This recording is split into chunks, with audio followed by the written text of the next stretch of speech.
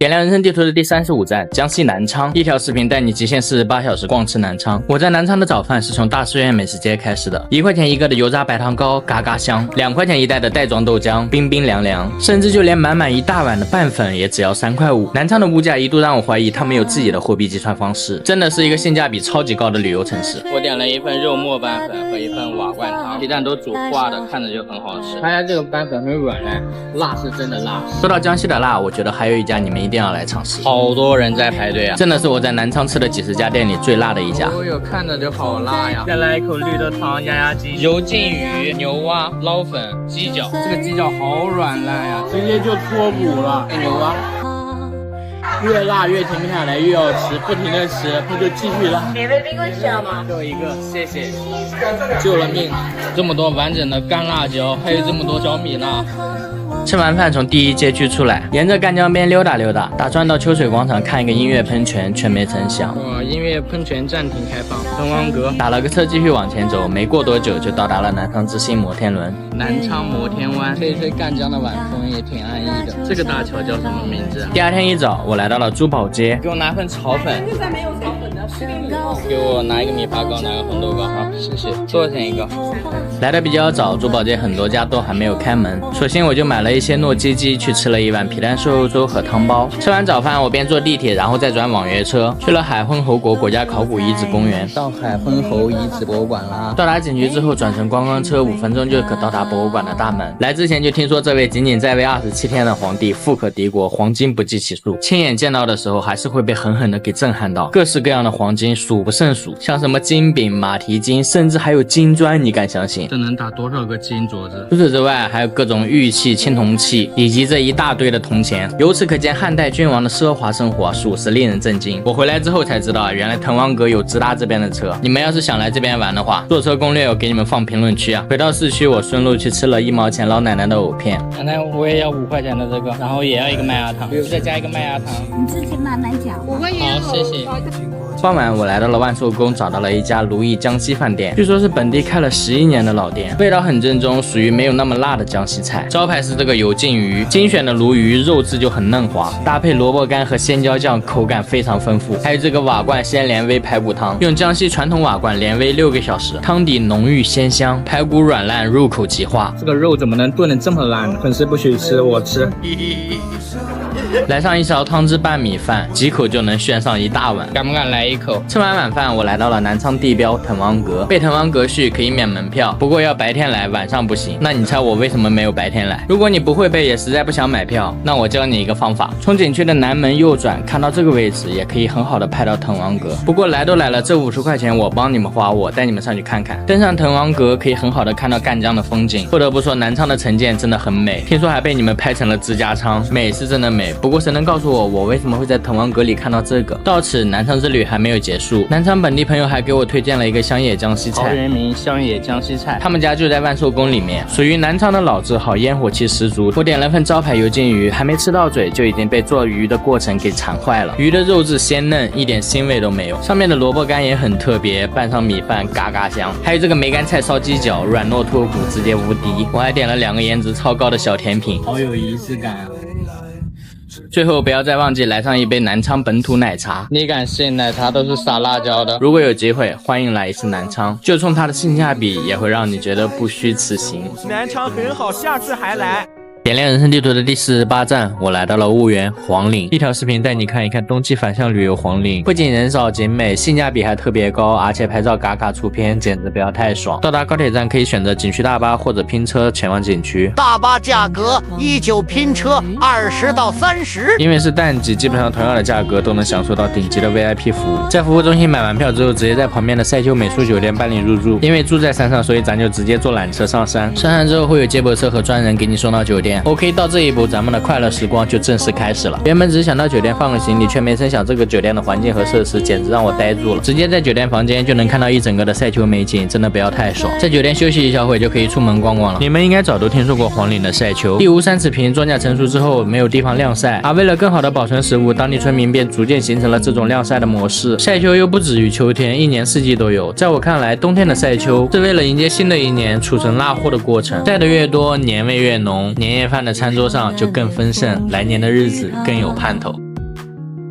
一阵鞭炮声打破了村子里的宁静，刚好遇到了隔壁邻居家的女儿出嫁。一场从古民居里浮现的中式婚礼，让我一时分不清是现实还是梦境。黄岭社员大会还有15分钟开始，在村口有一个600年的樟树，遮天蔽日，树下正在召开着全体的社员大会。会议的形式各种各样，各种炫技舞蹈轮番上阵，核心内容却只有一个，就是欢迎你到黄岭来戏，欢迎你到黄岭来玩。那来黄岭到底该怎么玩？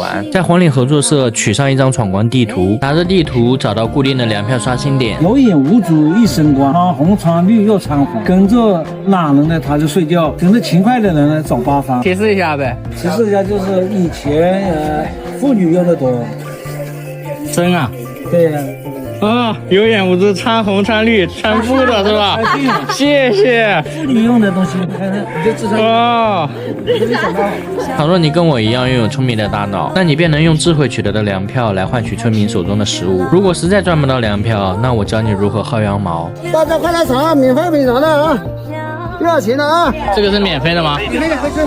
好，谢谢。免费的小零食也可以吃到饱。如果你脸皮又比较薄，那么到天街食府里点上一份赛秋宴，也足以让你吃得好。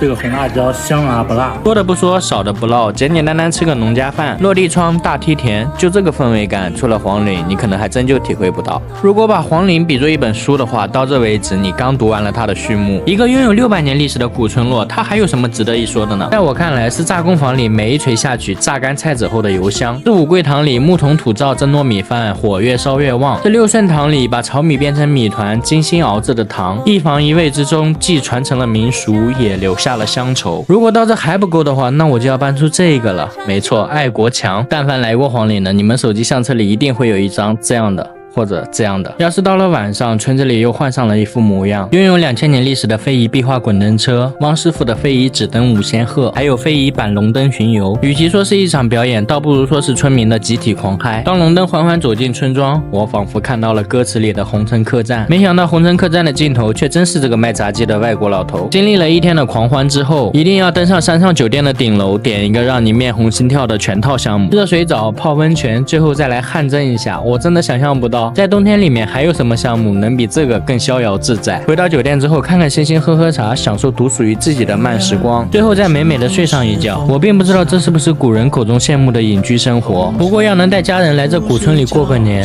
却倒是让我挺羡慕的。风刀隐没在寻常人家，冬里下闲云野鹤孤城。点亮人生地图的第29站，我来到了浙江湖州。湖州真的是刷新了我对江浙沪物价的认知，几毛钱一个的双毛汤包，3块钱就能坐一次的水上巴士，甚至还有不收门票、免费开放的五 A 景区。第一天晚上到达湖州，住宿选择一上街附近，这里有不少家几十年、上百年的老店。本想吃个干挑面，没想到卖完了。看到一家里脊肉饼，买了一个尝试，没想到超级大一个。多少钱一份啊？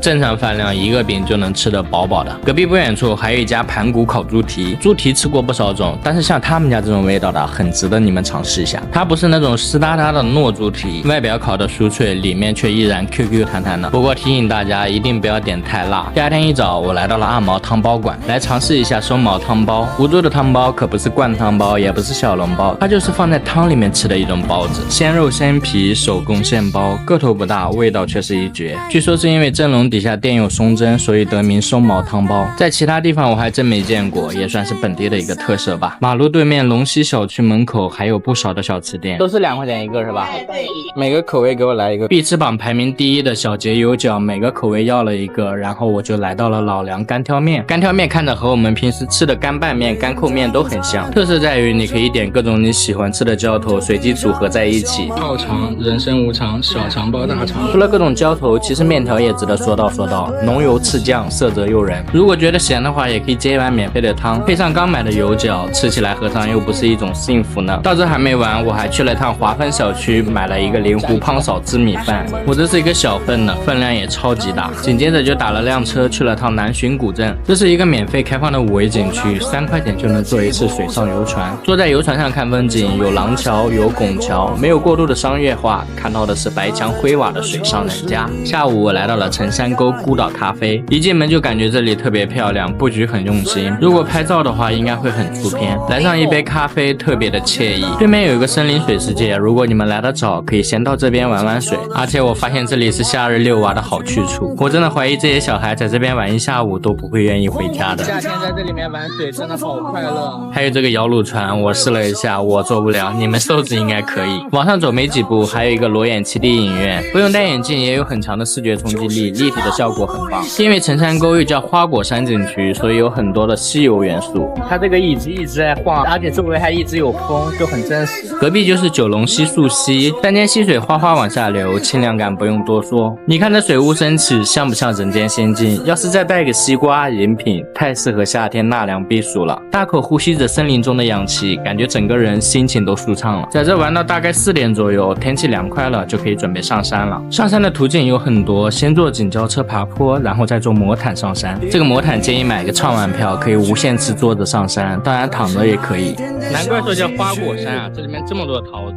上山第一件事就是找到这个极地滑车。都听明白了没有？明白了。好，全程戴着刹车注意安全。我觉得这个滑车是来到这里一定不要错过的项目，做好安全措施就可以尽情的享受速度与激情了。这简直就像参加了一场极地飞车的道具赛，而且它是可以从白天玩到晚上，这绝对是景区里我最喜欢的刺激项目之一。飞车的终点没走几步就到达了景区的小型动物园。大哥在吐口水啊！有许许多多可爱的小动物，像梅花鹿、小兔子，还有佩奇等等的。逛完动物园还可以再次上山，山上还有一个刺激的云上漂流，总长1800多米的玻璃水滑道，高度落差110米，相当于30-40层楼的高度。转弯的时候一定要抓紧，特别刺激！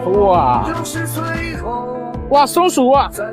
漂流结束，下山之后还可以看到这个小火车，上山下山都可以乘坐。白天可以看风景，晚上夜游的话，仿佛穿越到了魔法森林。如果白天怕热，晚上来玩绝对错不了。梧州地处浙江的最北端，有着2300年的建成史，它是丝绸之府，鱼米之乡。如果有时间，一定要去听一次评弹，吴侬软语，尽显温柔，一首声声慢，足以让你在江南水乡偷得浮生半日闲。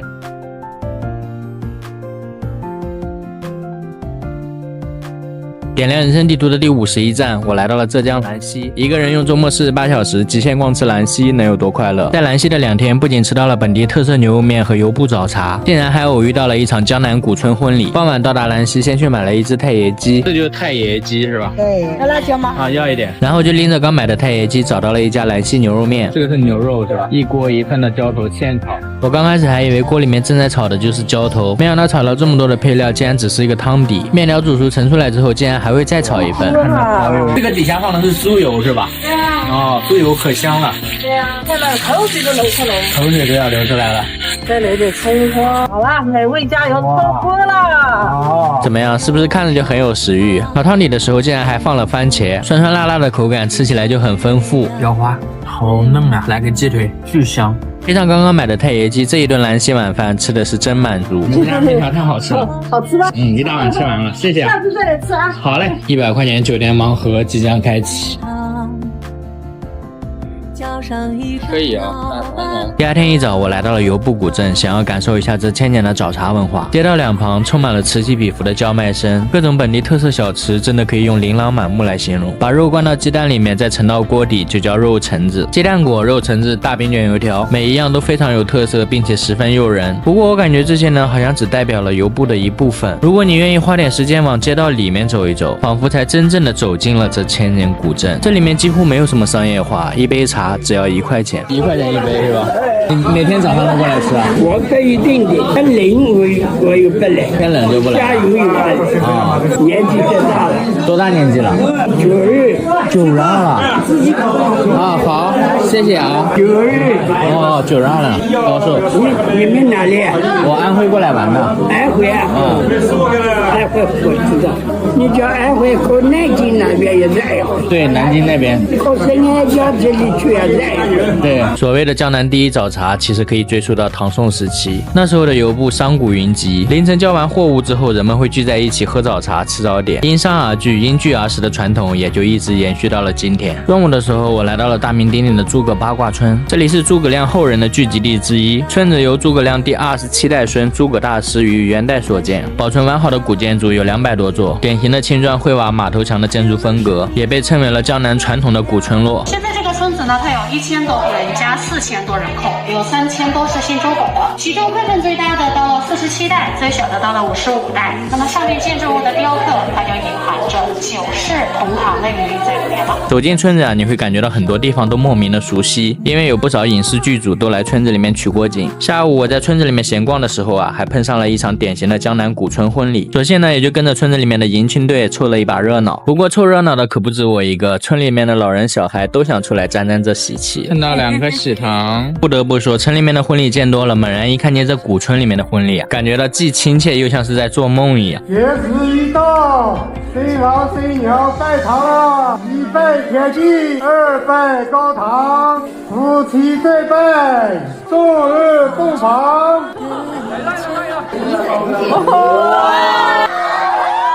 当然没有真的送入洞房，这是村子里面的一个春节婚礼巡游活动，目的呢就是让大家身临其境的感受一下这属于江南古村落的传统婚礼。春节假期期间每天都会有2场，不仅能蹭到喜糖，等活动结束大家还可以聚在一起吃小点心，主打白嫖还不用随份子，这你心动了吗？到了晚上村子里就更热闹了起来，一场龙灯巡游把村子里一天的慢节奏生活推向了高潮。龙灯缓缓驶过村庄，所到之处村民皆夹道欢迎。随着一声倒计时的响起，无数个孔明灯从一个叫做诸葛村的地方升起，是不是感觉又多了一份美好的寓意？在兰溪的最后一站，我去吃了一家夜宵，是一个兰溪本地人推荐给我的，你们能猜出来是哪里吗？这一碟小菜7块钱，无论你加荤加素，只要不浪费，加多少都可以。我还要了一份皮蛋瘦肉粥，没想到巨香。哇，这个皮蛋瘦肉粥好香啊！到此2天的兰溪之旅就告一段落了。其实来之前根本没有想到这座小城会给我带来这么多的惊喜，趁着它还没火之前，我真的很想把这座宝藏的小城推荐给你们。